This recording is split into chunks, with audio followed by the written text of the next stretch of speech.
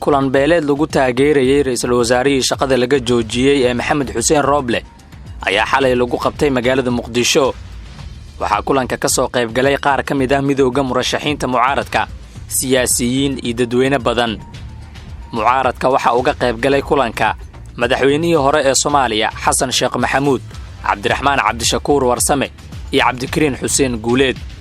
xogo aan heleyno ayaa sheegaya in madaxweynihii hore ee Soomaaliya Shariif Sheekh Axmed ahna gudoomiyaha midowga musharaxiinta mucaaradka iyo ra'iisul wasaarihii hore ee Soomaaliya Xasan Cali Khayre ay diideen in ay ka qayb galaan xilligan kulan beeleed lagu taageerayo Rooble, iyaga oo xasuusiyay Xasan Sheekh, Cabdiraxmaan Cabdishakuur iyo Cabdikariin Guuleed in dadka ay u arki karaan kulankaasi mid qabiil ahaan lagula dagaalamayo madaxweyne Farmaajo.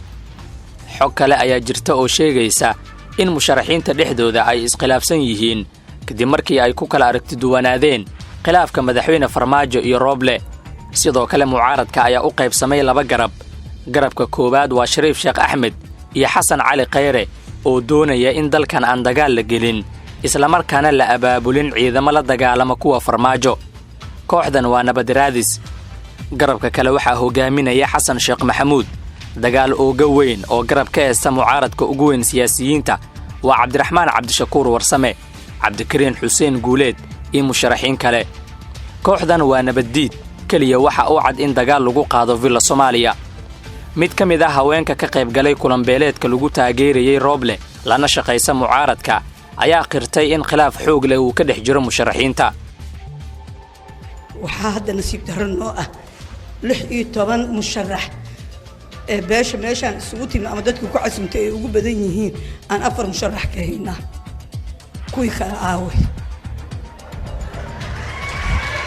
kuwii kale aaway waxaa nasiib darro ah iyadoon waqtigii la gaarin kala dhuumashadii dhaqsiba inaanu ku bilowdeen.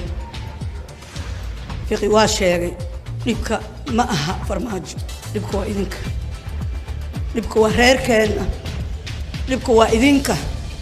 maxaa yeelay haddaad idinka israbtaan oo dad isu hoggaansan ama isu dhaarto hal sanaadna wareerinayseen oo idama soconno badbaado ugu jirteen aawe waa kala haadeen soo ma waa la kala haaday. marka waxaad isku daydaan. sidoo kale waxaa mar kale cadeeyay in khilaaf uu jiro Axmed Macalin Fiqi. marka cudur ma jiro hadda musharaxiinta kala qaybiyay oo maaragtay sidaas u buuran.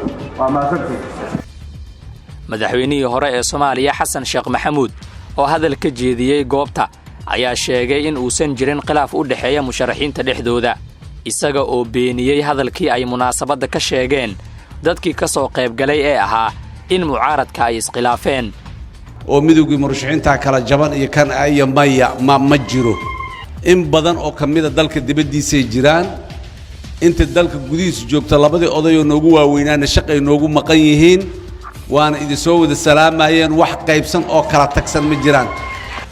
dad bini aadan oo meel isugu yimiday aniga saan igula roonta isdhihi karaan, laakiin waxa mabda oo asaaska lagu ma kala duwan oo dalkan doorasho xor iyo xalaan ay ka dhacda waa ka midaysanahay. dad badan ayaa hadalka Xasan Sheekh Maxamuud ku tilmaamay mid uu ku dejinayo taageerayaashii goobta la isugu keenay ee beel ahaan afka ugu difaacayay Rooble. saddexdan musharax ee kala ah Xasan Sheekh Maxamuud, Cabdiraxmaan Cabdishakuur Warsame iyo Cabdikariin Xuseen Guuleed ayaa ceeb weyn kala kulmay kulan beeleedkii lagu taageerayay Rooble oo ay ka qayb galeen. waxaana ujeedka ugu weyn ee kulankaasi uu ahaa in la difaaco Rooble lagana soo horjeesto madaxweyne Farmaajo, taasi oo aysan hadda soo bilaabin. madaxweyne Maxamed Cabdullaahi Farmaajo 5 sano ayuu joogaa Villa Soomaaliya, waxaana 8 Febraayo ee sanadka cusub 2022 u bilaabanaya sanadkii 6aad oo uu sii joogayo Villa Soomaaliya.